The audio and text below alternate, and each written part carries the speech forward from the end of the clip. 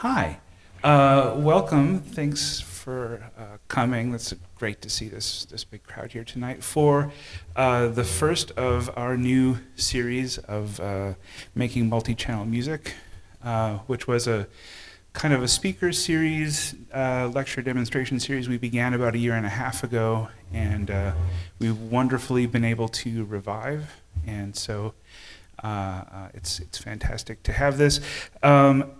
For those of you who have been to CLEAT concerts before, you've heard me say it, but just in case there are folks here who haven't heard me say it, this 16-channel speaker system that lives here at Elastic Arts as part of the Chicago Laboratory for Electroacoustic Theater, or CLEAT, is what we think of it as a community resource. We think of it as something that everybody should be able to use and make music with. And to that end, we like to facilitate people learning more about how it is done. A while back, quite a while back now it seems, Anthony Janas here, who's sitting at this desk, gave a really beautiful concert through the speaker system. It really blew me away, and I remember congratulating him afterwards and being told, oh, yeah, I figured out this really cool way to do stuff in Reaper. You should probably have me do a workshop or something on it really soon so I can tell people about it. And then we waited forever. So I'm sure he had time to forget it all and then had to relearn it all. But it's great to be able to finally make good on his offer and to bring his expertise and his ideas to you. I hope you enjoyed the talk, and without any further ado, Anthony Janas. Thank you. Where to begin? Better living through spatialization, Reaper and CLEAT. Basically, before I start, want to keep this real informal. If you guys got any questions, I have a bad tendency of having a mush mouth, so if you don't understand me, feel free to shout out and be like, hey, what the hell are you saying? Or if I move too fast, because obviously I'm extremely nervous. But anyway, okay, this is basically for me. Who am I? What brings me here? That was already covered, and we'll be covering in this talk. So me, obviously I do sound, mainly inspired by Fluxus, George Manchunas, big fan of music concrete, Dieter Kaufman, Todd Dockstader, Prill Smiley, all those people. Big influence on my work. My work, it varies. Performative, this was a photo of from Radius. I did a treated sailboat. This is inside the sailboat. I had like contact mics all over the vessel. We piloted out onto Lake Michigan with a radio antenna, and then on the shore, people could listen in. It was tuned to the station, blah, blah, blah. This was a series of fake field recordings of mythical beasts I did with another person named Andrew First. It was done all in traditional like Foley techniques, no synthesizers or any of that stuff. That's a record made out of glue, and then I made all the covers by hand from recycled newspaper. I highly do not recommend doing that. It's a lot of work. This was right before the pandemic. I was doing a residency at the Flux Factory in New York, and I did a thing called sensory mastication. It was a surrealist dinner party. It was made to, each meal was like supposed to elicit a specific sense, and then, which brings us here. I took that, made it into this record, or this composition called Sensory Mastication, blah, blah, blah. There's the cover. It was single-sided record. There's the back. There's the cover. I'm going to play a little excerpt now from that. That's the performance I did at CLEAT, and then we will break down on how I did it in Reaper, if you all don't mind. So, all right.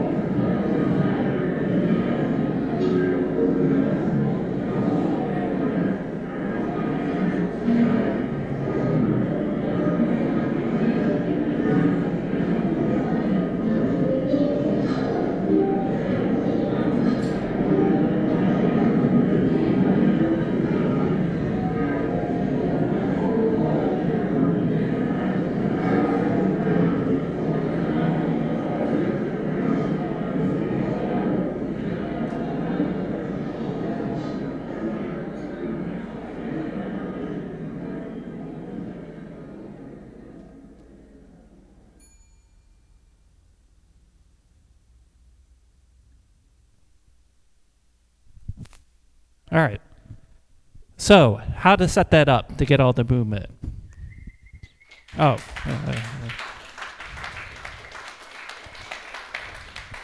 Thank you. Basically, what I'm going to go through is setting up, there's a VST called Resurround Pan. That's your secret sauce in Reaper. Side note, any Reaper users here? We've got a couple. Okay. Basically going to show how to set up Resurround Pan for the CLEAT system, and then automating LFOs and just general tips and things that I missed when I was originally trying to get this to sing with the system. And then questions, but if you guys got questions in the middle, feel free. Reaper resources. The way how I figured it out was good old YouTube, especially Kenny Gioia. Any Kenny Gioia fans? There we go. Gotta love Kenny Gioia. AKA Reaper Mania. And then there's another YouTube channel called Reaper Blog, and they have a 2-part series called Reaper and Multichannel. I think it's the second one where they start talking about resurround, and that's what got me thinking to use Reaper. I mean, I've always used Reaper, but I had a feeling that, it can basically do anything. So, okay, let's get into the meat and potatoes with Reaper. Hello? Oh, there we go. Okay. So obviously, first thing you want to do is download the drivers for the M2 system. And then, where are you? Resurround Pan. There we go. This is what you're going to see first. Basically, this is your XY. Also, which I've done in the past too with Triangles has a Portal 16 channel. They have a Z axis too, so you can do a lot with this. But anyway, let's go back to, we're only worried about one plane. So first thing you want to do with this is right here is input channels. We want to set that to obviously 16. No, that's wrong. Here, I'm going to cheat.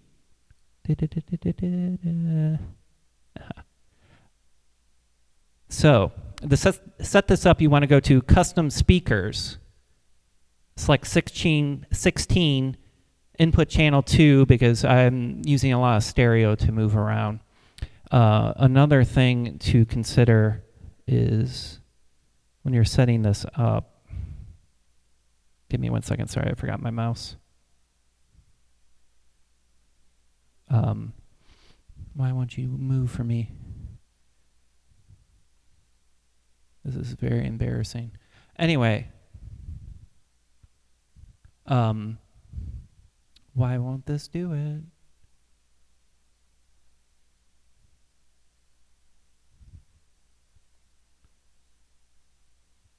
If any Reaper users want to help me out. It's a PC. Let me close this and open again, because I don't know why I can't open up the whole thing.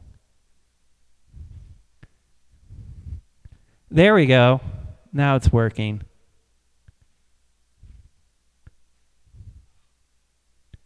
One thing you have to consider when you're setting up all these speakers is it's going to ask you right in this section, it's going to ask you what to set the Z plane. And for the Z plane is, I believe, what did my notes say? I think the Z plane is, if we just click on one of these. So I have the Z plane set to 50. And you basically just want to assign these all like this. This is what I did. And then basically, so you don't have to do this for every single channel. You can assign a preset like I did. So then you can just drag and drop resurround into each of them. And then the next step is to get these these two are your left and right, or if you only have one track, that's your mono signal.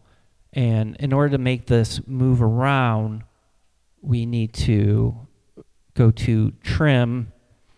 Once you have the resurround open, you want to arm these, which will be like in X and in Y.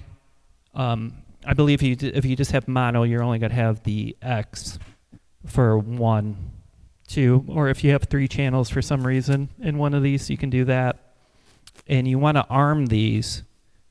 And once you arm these, in Reaper, you have this option to modulate. And basically, you're not going to see that first. What you're going to see is this. And then you just basically click on LFO, pick your LFO. I prefer the signs. And then also you want to assign it, it's going to be positive or negative. For some reason it assigns it, but you want to put it center, and that way you can get the full curve and movement of that sine wave. So you want to do 2 separate, you can do the same LFO for the X and Y axis, but you're not going to get interesting movement. When you start getting some funky like curves and moving around is when these LFOs are incongruent, or you do like a cosine of each of them, then you're going to get like a proper spin. So if we look at this guy, this is how they're moving around. And basically playing with the speed and the strength is what's going to get you all interesting movement out of it. Can you modulate the LFO in Reaper? I believe you can, but I think that's a Kenny Joya answer if you want that. And you don't have to use LFOs. You don't have to use sine waves. You got plenty of options here. Square, triangle, random. You can even modulate with a envelope from another audio signal that can influence that movement as well. It's basically whatever you want can move it around. For the little example I showed you, some of the tracks, in order to have a little more interactivity with it, I used a 16N, which is basically like a USB MIDI fader bank. And all what I did for that was, let's close these out,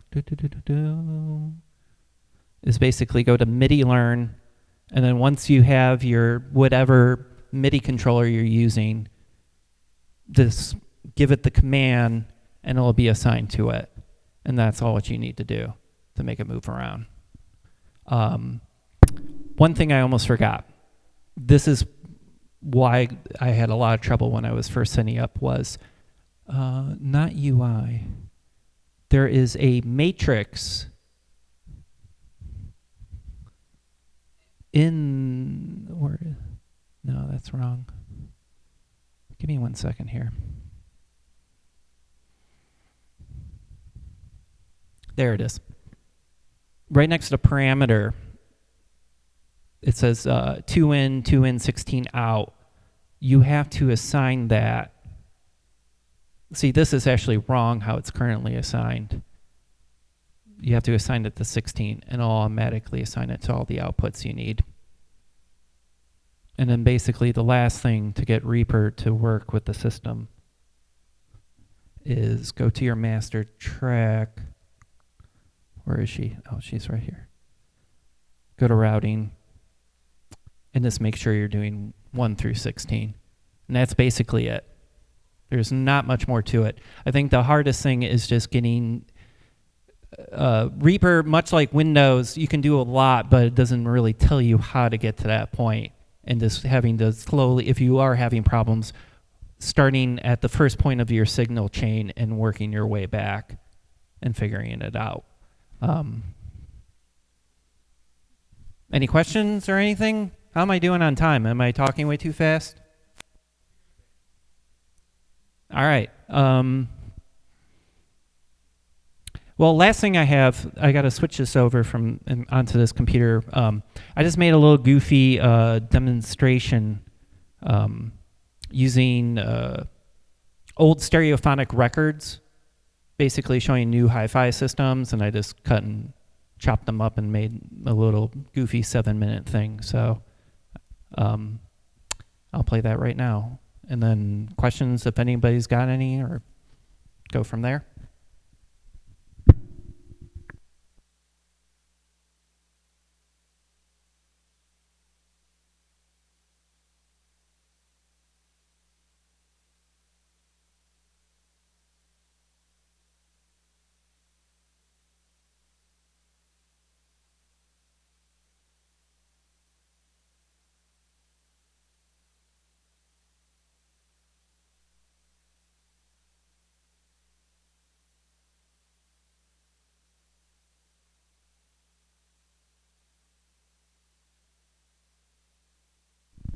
One more thing, I'm so sorry.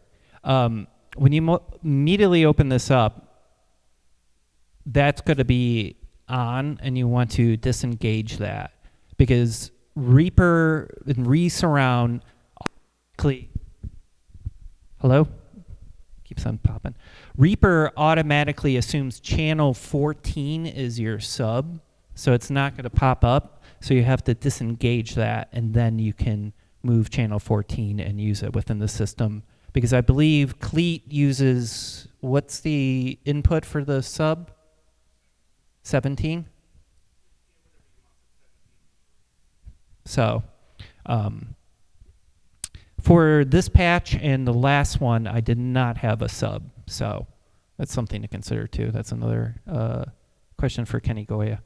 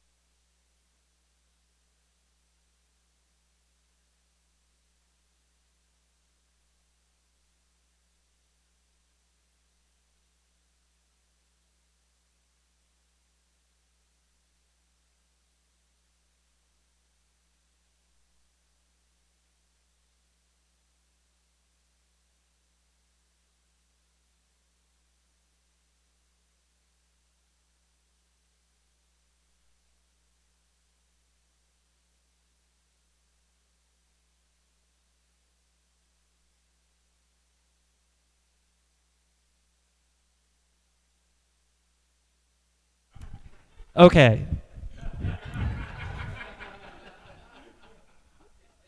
So last time, I told myself, if I can make Reaper work for the CLEAT thing, I'm like, I'll finally pay for it after all these years. So it better work now, or else now I have a justification not to pay for it. I know, it's only like $40, right, or something like that. Yeah. Okay. Then were you the one calling me out, not paying for it? That doesn't work.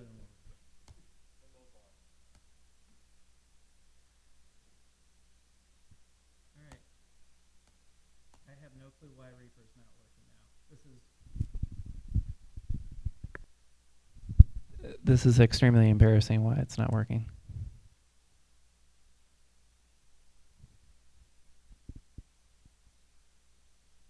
All right. We're going back to the old PC. I'm just going to play another section from this thing. This one's better anyway.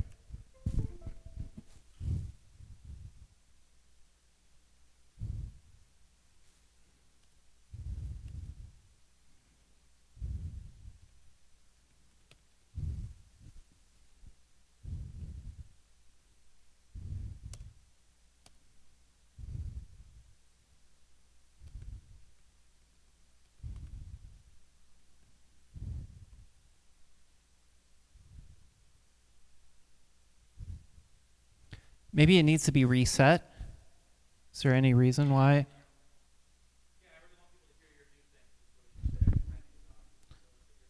Yeah, let's figure it out. If you just want to do like a hard reset on it, because it was working last time.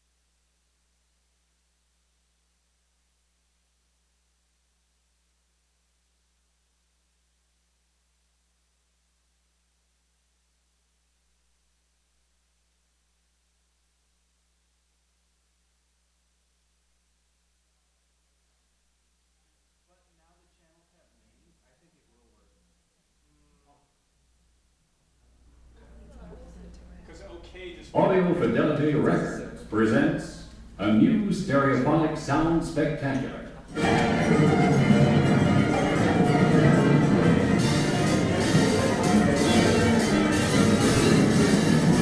Sound, sound, sound, sound, sound, sound, sound, sound, sound, sound, sound, sound, sound, sound, sound. As I was saying, stereo is full of surprises. In an instant, stereo can magically transport you to the concert hall.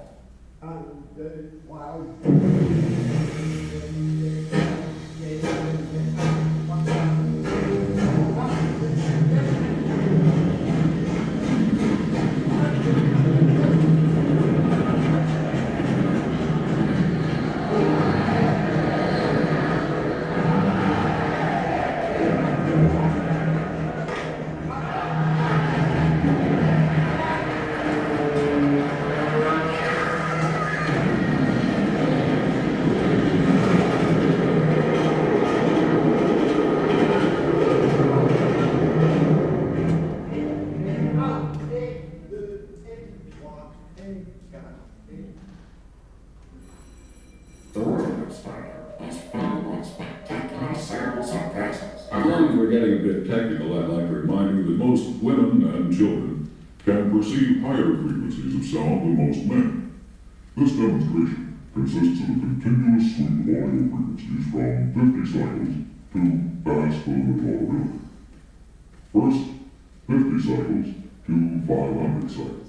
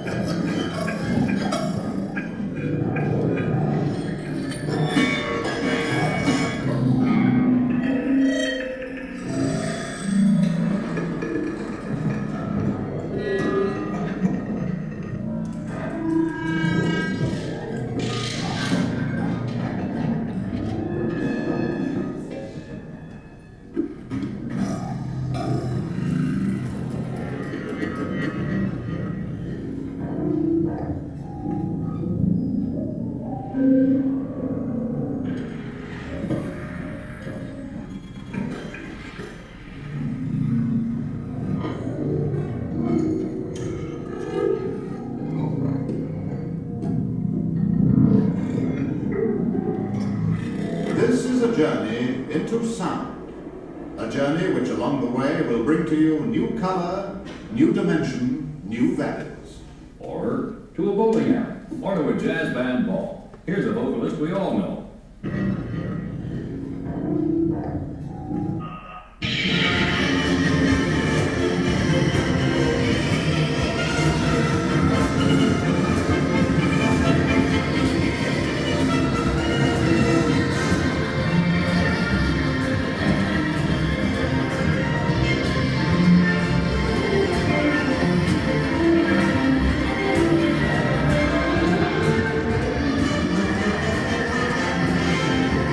Let's move on to Vienna before we all get shot.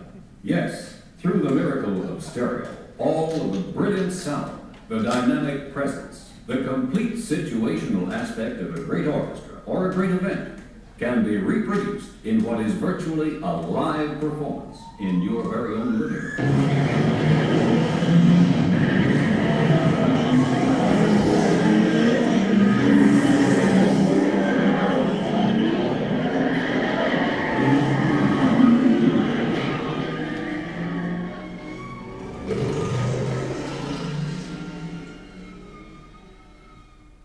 Now, what is the difference between stereo and conventional or monaural high fidelity?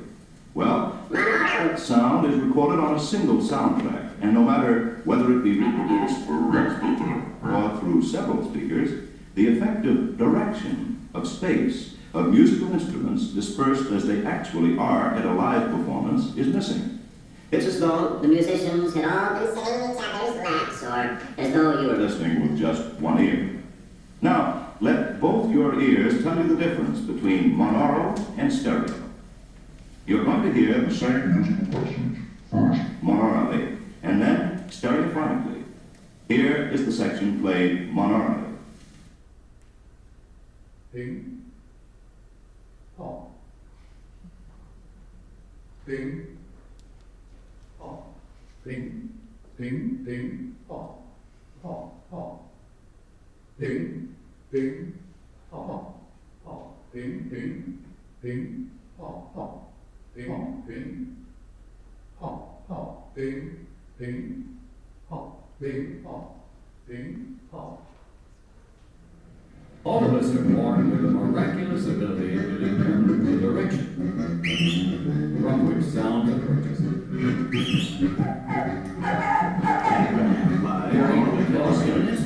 Speed the sound goes.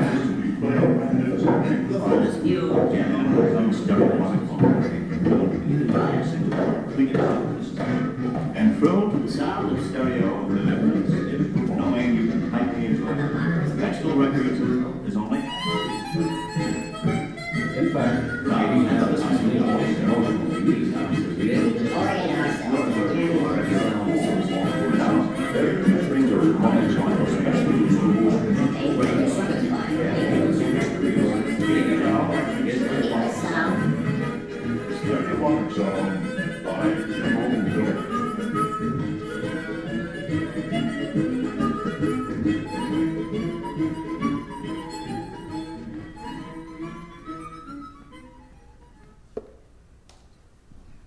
All right.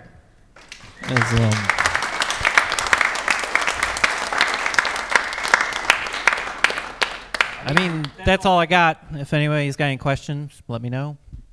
Can I give you this microphone? Sorry. Yeah, I was wondering if you could talk about the hardware side of things a bit. Like, what's audio interface are you using, and then how do you connect to the CLEAT system? CLEAT system is a Motu 16A. That's the hardware they use. So you use the audio interface for that system? Correct. Okay. One more question. So assuming you don't have a 16-channel audio system at home, how did you like test it out and make sure things were working? Or part of it was a lot of faith. I would have to, in order to, using the visual aids were quite helpful just to get an idea and like use your imagination, like, oh, this is going to move around like this, so I can, close my eyes and kind of predict how that would move around. And basically, like, I already had it was already mixed for stereo, the composition, so I knew things would move certain ways too, because I would have two stereo tracks moving against each other, so I can kind of acclimate, like, oh, it's going to move like this, but it's also going to move between them too if I have like a track with like hard panning. So it was just a lot of guesswork, and it wasn't until I actually came here and tested. I actually had to come twice because I couldn't get the computer to talk at all at first, but it was a simple thing as like with the master track not having like 16 or like that matrix, or something as simple as what you all witnessed, which was reset the darn thing and then it'll work fine. So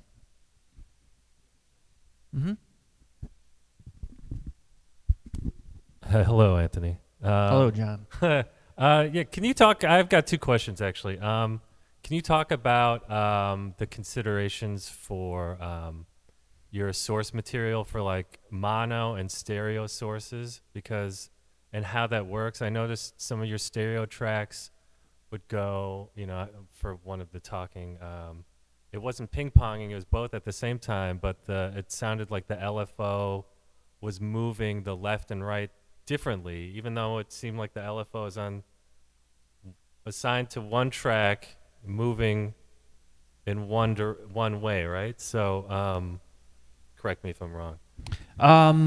Like the narrator part, I just kept stagnant. I didn't want to move that around at all because I thought, oh, keep that simple and then go to A, B, A, B. Like, dude talking, goofy stuff happens. Dude talking, goofy stuff happens. So. Okay, so when you have it, so like for a lot of your stereo tracks, they're just playing out of one. I mean, out of like a stagnant, handful of them, yeah. Okay. Like they're just like playing through like maybe like those two and like those two, I believe. So. Like, is there individualized movement within this like 360 plane? Like a single, no, there's no movement within that. Oh, okay. So these sets are just one channel. Correct me if I'm wrong. Okay. So it's like essentially kind of summing to mono. Mm-hmm. And then for the panning speed, like compositionally, like what kind of sounds do you like, to move slow? What kind of sounds do you like to move quickly? Like do you set like a foundation of like a spatial foundation of like some sort of imaging, some sort of imaginary imaging? Yes. So higher frequency sounds, it's easier to locate their movement. Lower frequencies, it's just like from one source. So especially not so much like the last thing I played, because that was just kind of like a little fun demo thing I wanted to do. For the sensory mastication, I put a lot of consideration into that. So like all the tinnier, the stuff that's processed with like ring modulation, those I wanted to whip around because I knew you can really distinguish those. But things for like a lower drone, those are much slower. Stuff in the lower and mid range, don't like to put so much movement on them just because like it's hard to perceive that movement.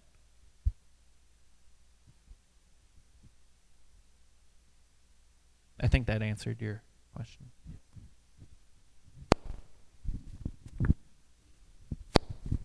Howdy.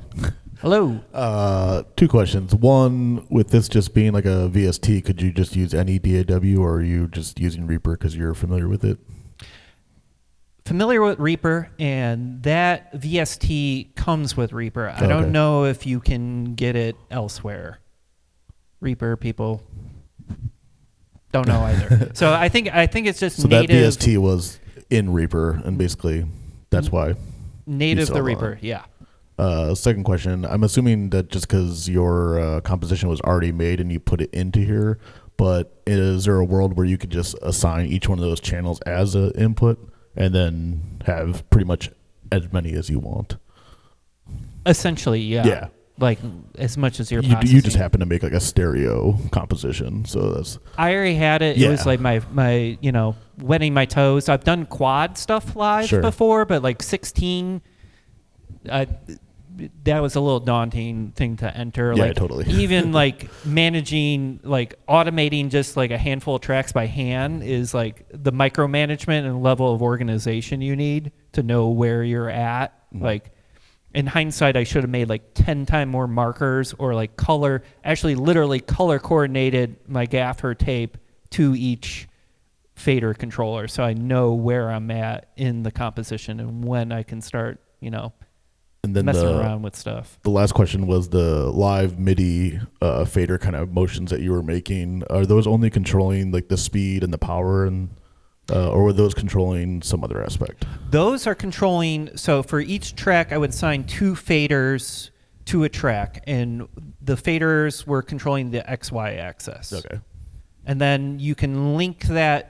If it's like a stereo track, you can link that command to the second track to work opposite. So Sure. the 2 tracks will never be in the same place. They'll Yeah. always be in opposite sides of the room.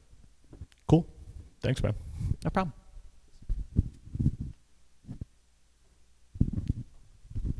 Hi, thanks for sharing. Could you go back to your screen? I was the project session. I was wondering, can you clarify the meaning of 1X and 1Y? What each of those stand for? Okay. And also there are 2 pairs of them. There's 2 pairs because there's 2 tracks.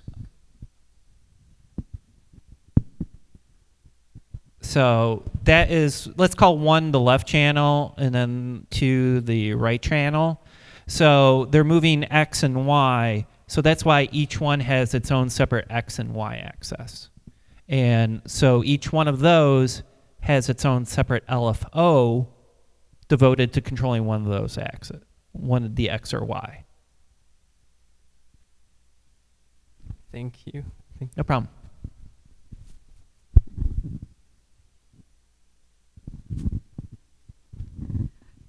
have a question about the XYZ, the Z axis. Is that, I see there's one speaker that shoots down. Is that kind of, are you kind of placing it how far down in the room it's going? Is that the Z? So it's not the Z. Okay. The Z is obviously, if this is X and Y, Z is this. And since all these speakers are set up on the ceiling, you don't have to worry about the Z axis. So when I was fidgeting around trying to show you how to assign right here, for some reason this one's messing with it, which don't ask me why. But if you look at this view, it makes a little bit more sense. So those little black boxes are all the speakers, and they're all located in the ceiling. So you don't have to modulate Z because you're not going to get any of that. So is the speaker on the bottom, is that just a volume? It's not a place, it's not a spatial? Those are all summed together. So they're all working as a single unit.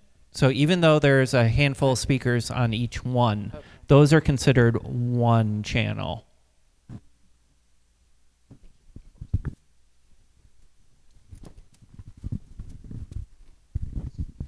So in the visualization here, it shows the 16 channels all pointing towards the middle, but that's not the way CLEAT is set up. That's correct. So is that just like an artifact of the UI and we just ignore it? That's I was thinking the same thing when I was first setting it up. From what I can tell, it may, if you're doing like a dome system, it probably will matter a little bit more. Or Reaper's this VST's assuming that there's the audience is directly in the middle. From my initial sound check, I couldn't really discern a difference, so I decided just to ignore it.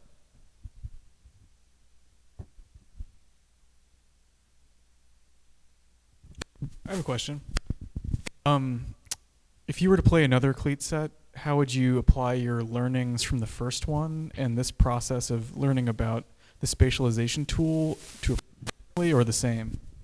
I would probably do a combination and probably to integrate additional things. One would be using a input, which I use a modular synthesizer, so I definitely would have that. Some of the pre-automated tracks, I would definitely be curious to look into using a control. Instead of an LFO as a control, I would use a envelope for a control.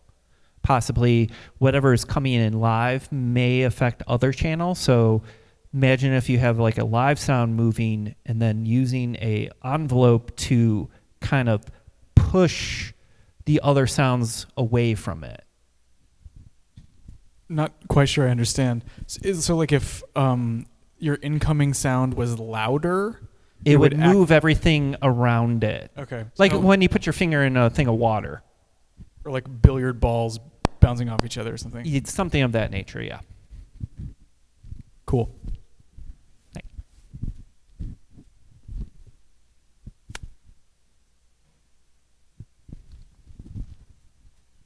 It kind of leaves me with just one question, which is this system that you figured out with this plugin seems like it probably took some time and massaging to get it to work really well. Would you be willing to create sort of a blank project with this plugin set up that we could post on the CLEAT website for people to use? Oh yeah, absolutely.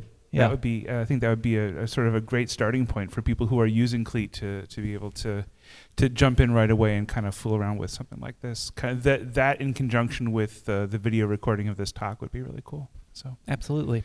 Awesome. Yeah.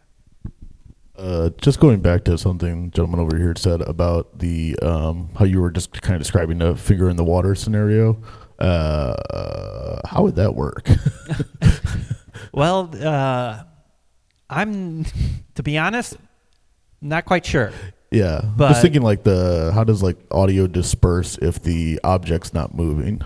Does the object have to be moving? Well, it wouldn't be the actual sound that's moving. It would be a envelope, like a control. Let's call it a control voltage envelope. A control voltage envelope would modulate the other sounds away from it. So that would be controlling it, not the actual sound. Yeah. That makes sense.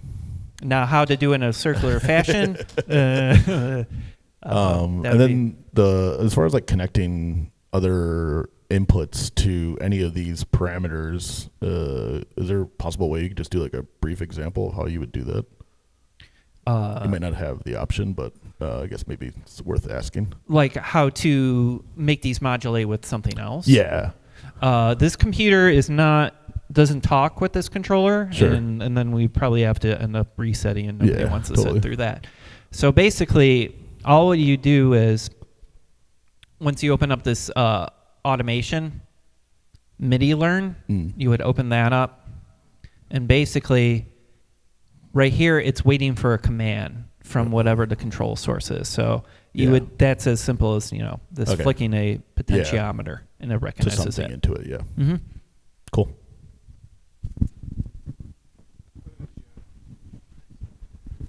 Hey, is this on?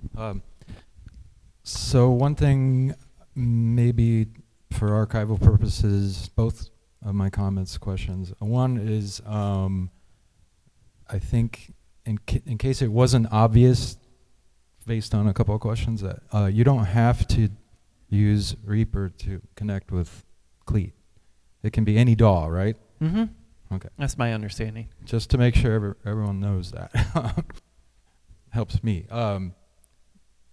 For the purposes of demonstration, I thought it would be interesting. I'm also super curious, along the lines of your question and others, that can we zoom in now, while we've got you, can we zoom in on like one little section of this current composition to sort of like, and can you like walk us through like maybe just like a little like 10-second snippet of like what is actually happening? And maybe so it will help us visualize and imagine what's possible. Thank you. Yeah, that's a great idea. Thank you. Give me 1 second here. So we want to like solo a separate track, and then so you can hear what's actually happening. Yeah. Give me 1 second. Let me put. Can I do that? Is this one moving a lot? Let me see. Okay, let's solo this guy. I don't know.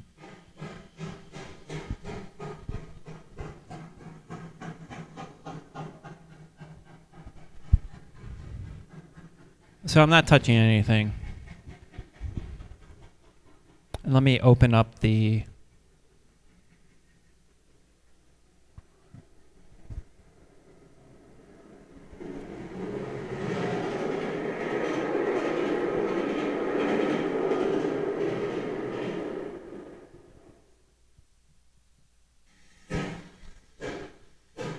And then I'll speed these up.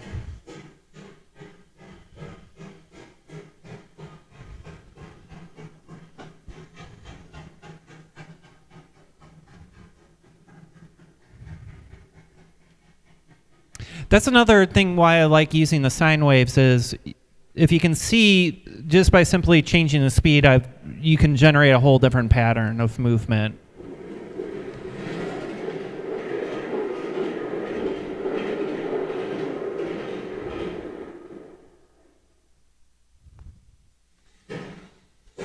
I mean, and then we can...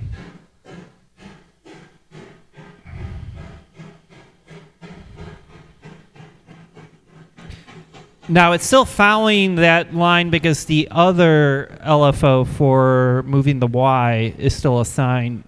But if we put that at a random, it should, in theory, bounce around. There we go.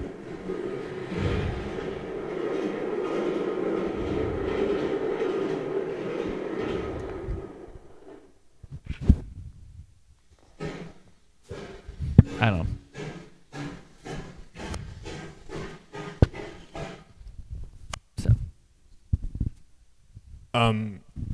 So the way you have your sounds organized on the tracks, and the FX channel is in effect for the whole track. And so do you set then each track has a different spatial behavior, and that's how you organize your sounds vertically. Correct. So that's a good point. That's something I did miss to say.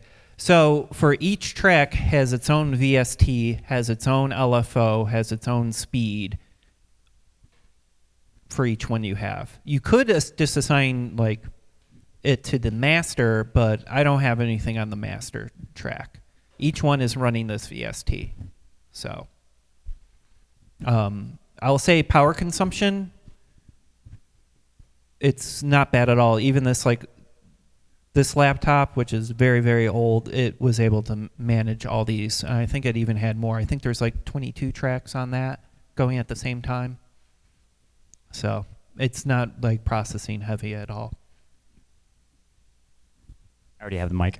I'm wondering, and this might be a Max question as integration, could you just use kind of like a Lissajous curve with ratios to do this instead of hand programming every single LFO for every single channel? Can you say that one more time? Could you just use a Lissajous curve? I'm probably mispronouncing it. What's that curve? It's. Can everybody see this? No.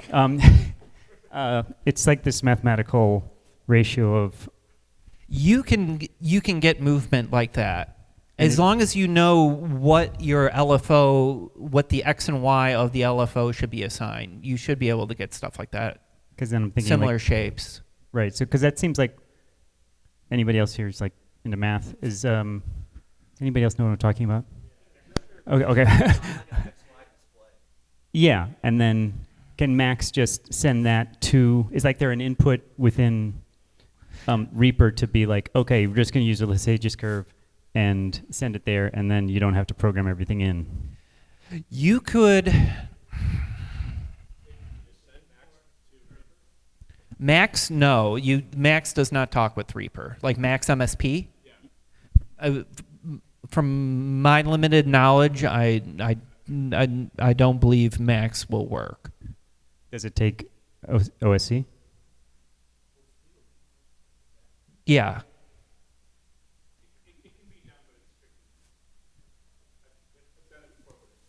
True of so many things.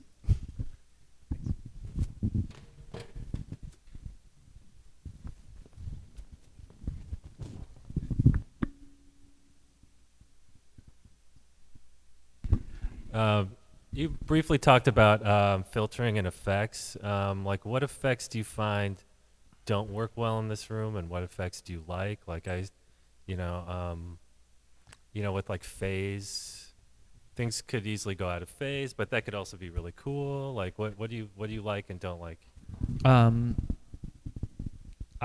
There's not an effect I did not like that was going through here. Using the stereo channels, I was concerned that things were gonna like pop out of phase and disappear, but I thought it was kind of cool if they did. Honor thy mistakest intent. So, I mean, I normally don't use a lot of delay. I'm not the biggest delay fan, nor am I like a giant fan of reverb. So, I can't really speak on that.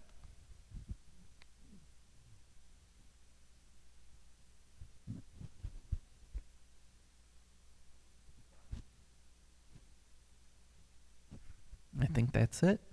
Well, thanks for coming out. Sorry for the technical difficulties. If you have any questions, I'll be sticking around for a little bit. So thanks, guys. So I think at this point, we'll just sort of gently disintegrate into conversation. If anyone here has their laptop and wants to try plugging into the CLEAT system,